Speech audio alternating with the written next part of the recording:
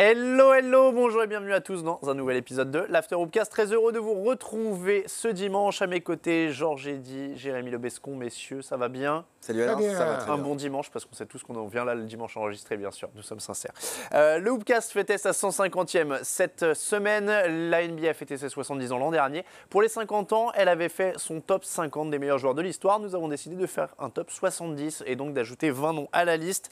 Ça va débattre fort, même s'il y a quelques noms évidents, bien sûr. On va commencer, messieurs, par un petit coup d'œil sur le top 50 et se remettre un peu en mémoire tous ces grands joueurs. J'y étais. Là, tu vois au fond à droite, Georges. Non, j'étais pas dans les 50. J'y étais dans la salle en tant que journaliste. Une très belle photo en tout cas. Alors, il y en a quelques-uns qui étaient absents sur la photo. Shaquille O'Neal notamment. Shaquille O'Neal était blessé, Jerry West était aussi malade ou blessé, quelque chose comme ça. Et puis il y avait forcément Peter Maravich qui lui n'avait pas le choix puisqu'il était déjà parti. Oui, on voit Wilt Chamberlain à droite, mon idole. C'était avant son décès. C'est sympa qu'avec son grand ennemi, mais ami, Bill Russell, qu'il a pu partager cet événement les deux ensemble. Mais on voit Walt Clyde Frazier des Knicks, aujourd'hui consultant notamment pour les matchs des Knicks. Il y a John Stockton qui est devant Michael Jordan. Bob Cousy. Larry Bird qui est à côté de Michael Jordan. Des méga champions.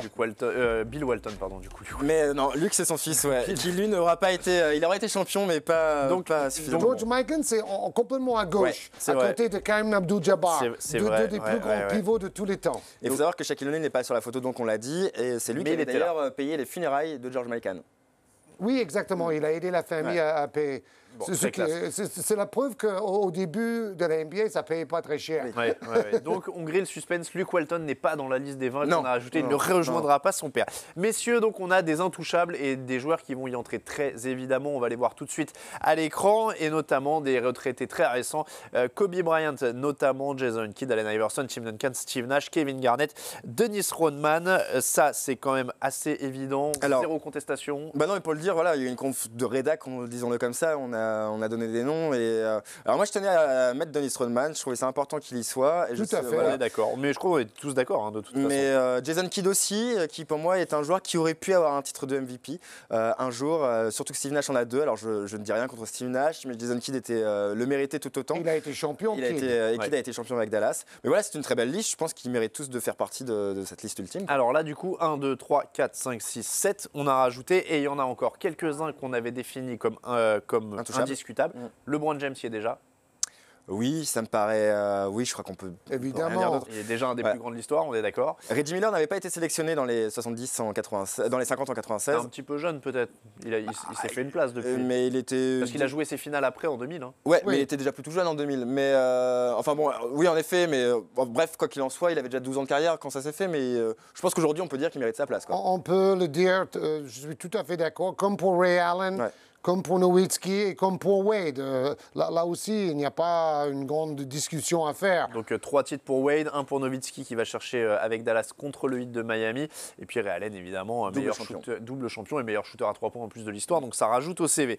Tout ça, c'est incontestable et il nous reste, ça fait déjà 12 places de prise. Il nous en reste 8 et c'est là que ça devient intéressant, messieurs. On a quelques propositions en tableau. Ça va être plutôt intéressant. Tony Parker, Pau Gasol, Vince Carter, Paul Pierce, Manu Ginobili, Gary Payton. On va en parler de quelques autres. Déjà, parmi ceux-là, qui vous mettez dans les 70 meilleurs joueurs de toute l'histoire de la NBA? Ça va vraiment être selon les critères. Hein. Est-ce que c'est plus les titres? Est-ce que c'est plus les accomplissements individuels?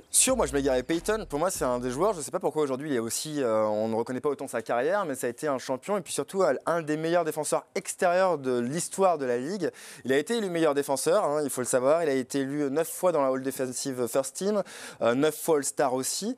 C'était un joueur qui était aussi un très gros attaquant dans ses plus belles années, qui a fini champion avec le Heat, là où il était un peu moins dans un rôle de role player vétéran. Sa carrière est indiscutable. Avec des gros tirs en plus. Oui, tout à fait. Ouais. Gagné avec le Heat. Non, enfin, pour moi, ça ne fait aucun doute sur Gary Payton.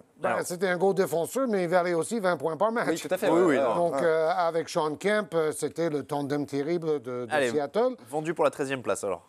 Moi, je prends Tony et Ginobili parce qu'ils ont cumulé les titres. Je suis entièrement d'accord avec 4 chacun. Pareil. Allez, 14 et 15.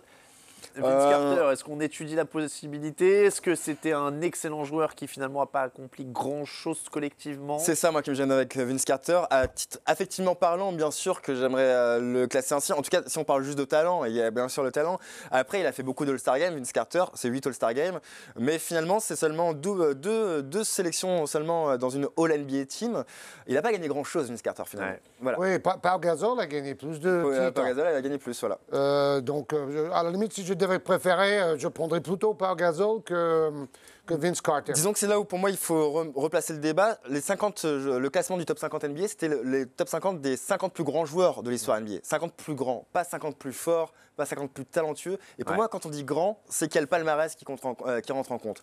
Et c'est tout. là où, voilà. En fait, tout. Oui, tout. Mais je suis assez d'accord avec toi. J'adore Vince Carter, mais je ne me vois pas le mettre parmi les plus grands de l'histoire. C'est vrai que ça coince un peu par rapport au palmarès. Vu qu'on a d'autres noms qui arrivent par la suite, pour moi, je le mets derrière d'autres personnes. Donc Gasol, on mettrait? Je le mets comme Georges, peu Gasol. En plus, on aime bien les joueurs qui viennent d'en dehors des États-Unis. Alors on met aussi, ça fait 16, Paul Pierce, qu'on a vu dans la liste, il est champion avec Boston. Il a fait quand même quelques grosses perfs aussi individuelles avant d'être rejoint par les membres du Big Three. Est-ce que ça vaut une place parmi les meilleurs de l'histoire? Plus que Vince Carter. Plus que Vince Carter. Pierce, je pense. Il est loin d'être indiscutable pour moi, Paul Pierce. Mais en tout cas, il est plus méritant que Vince Carter. Après, il faudrait que je vois les suivants.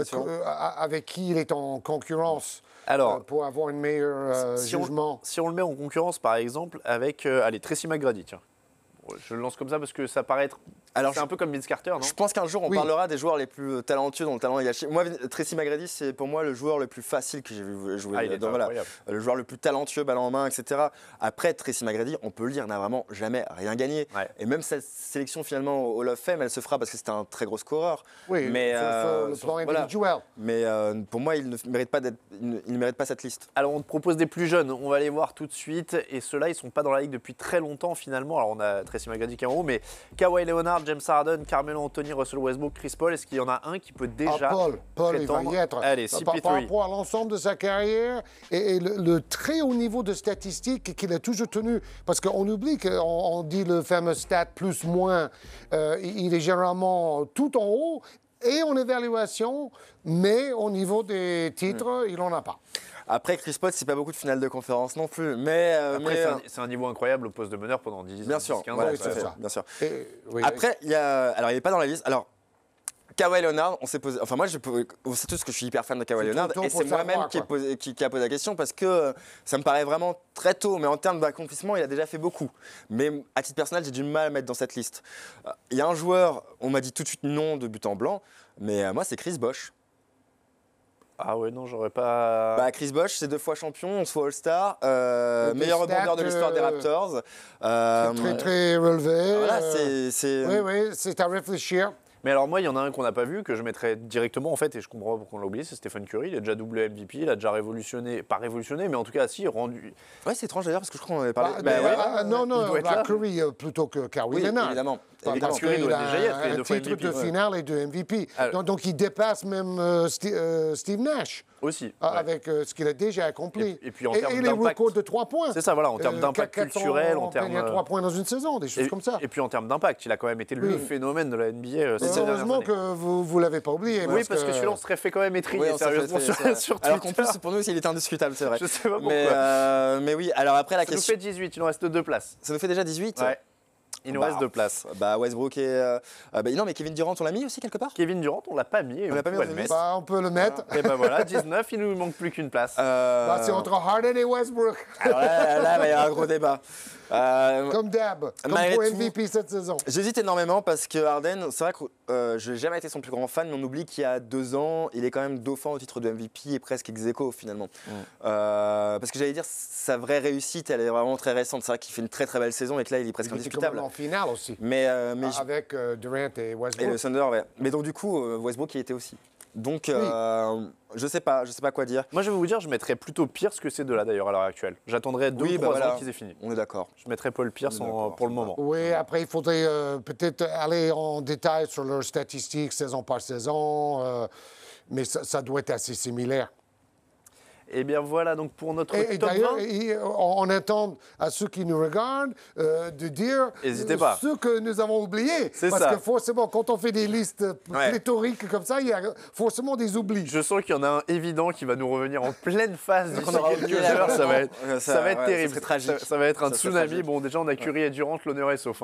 Non, mais surtout qu'on a rajouté quand même à ceux qui n'avaient pas été sélectionnés en 96. On est plutôt fair play. Alors en plus, en 96, il y avait eu des oublis. Alex English, etc. n'avaient pas été sélectionnés, par exemple. Déjà, c'était... Oui, il a fallu faire des choix. Lui non plus, il n'a pas gagné le moindre titre. Voilà, en tout cas, pour notre top 20, on vous donne la réponse au concours qui a eu lieu cette semaine sur Basket USA. Elle doit s'afficher en bas de votre écran avec le nom du vainqueur qui a donc remporté un bon d'achat de 160 € chez Basket for Ballers et qui va pouvoir se faire plaisir, se chausser et s'habiller pour jouer au basket. On vous remercie beaucoup de nous avoir suivis. Merci messieurs et on se dit à très bientôt pour un prochain Hoopcast. Ciao, ciao.